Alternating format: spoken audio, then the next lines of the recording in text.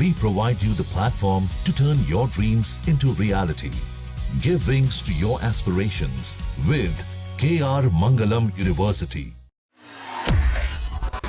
धड़ाधड़ गिरती मिसाइलें, ड्रोन से हमला, आसमान में धुएं का गुबार और दुनिया में हाहाकार। इस वक्त यही तस्वीर देखने को मिल रही है। अमेरिका और ईरान के बीच युद्ध को लगभग 30 दिन से ज्यादा हो चुके हैं। बावजूद इसके ये युद्ध खत्म होने का नाम नहीं ले रहा है। लेकिन अब इस युद्ध को लेकर अमेरिका फंसता हुआ नजर आ रहा है, क्योंकि डोनाल्ड ट्रंप के खुद के घर में ही अब इस युद्ध को लेकर सियासत तेज हो गई है। डेमोक्रेटिक पार्टी के वरिष्ठ सांसदों ने राष्ट्रपति डोनाल्ड ट्रंप की रणनीति पर कड़ा हमला बोला और तुरंत युद्ध विराम की मांग भी कर डाली। जहां एक तरफ डोनाल्ड ट्रंप लगातार ईरान को धमकी दे रहे हैं और युद्ध और आक्रामक होने की बात कह रहे हैं, तो वहीं दूसरी तरफ अब अमेरिका में ही उनकी मुखालफत होने लगी है और मांग सिर्फ और सिर्फ युद्ध विराम की जा रही है। अमेरिकी संसद की विदेश मामलों की समिति के वरिष्ठ डेमोक्रेट नेताओं ने ट्रंप सरकार की आलोचना करते हुए कहा कि 1 महीने से ज्यादा समय बीतने के बावजूद युद्ध के कोई स्पष्ट नतीजे नहीं दिख रहे हैं। नेताओं ने संयुक्त बयान में कहा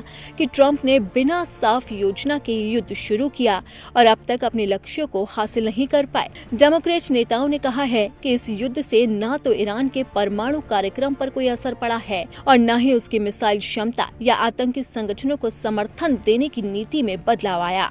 उन्होंने कहा कि ईरान की आम जनता को भी इस युद्ध से कोई राहत नहीं मिली है। ट्रंप प्रशासन अब तक कोई ठोस रणनीतिक सफलता हासिल नहीं कर पाया। डेमोक्रेट सांसदों ने ये भी कहा कि इस युद्ध की कीमत बहुत ज्यादा है। इसमें 13 अमेरिकी सैनिकों की मौत हो चुकी है और सैकड़ों घायल भी हुए। साथ ही अरबों डॉलर के हथियार और सैन्य उपकरण भी नष्ट हुए हैं। जिस तरीके से लगातार डेमोक्रेट सांसद अब डोनाल्ड ट्रंप की मुखालफत कर रहे हैं, उससे उनकी पोल खुलती हुई नजर आ रही है, क्योंकि डोनाल्ड ट्रंप ने पिछले दिनों एक बयान जारी किया था और ये कहा था कि हमने अपना टारगेट हासिल कर लिया है। लेकिन वहीं दूसरी तरफ डेमोक्रेट सांसदों का साफ तौर पर कहना है कि अभी तक ट्रंप ने अपना लक्ष्य हासिल नहीं किया है और उन्होंने बिना सोचे समझे इस युद्ध की शुरुआत की, जिसका हर्जाना अब अमेरिका भुगत रहा है। क्योंकि जहां एक तरफ बड़ी संख्या में सैनिक मारे जा रहे हैं, तो दूसरी तरफ अरबों डॉलर के हथियार और सैन्य उपकरण भी नष्ट हो रहे हैं। इसी के साथ ही डेमोक्रेट सांसदों का ये भी कहना है कि हजारों ईरानी नागरिकों की भी मौत हो चुकी है, जिनमें 150 से ज्यादा स्कूली लड़कियां भी शामिल है। इसके अलावा इस युद्ध ने वैश्विक अर्थव्यवस्था को भी प्रभावित किया।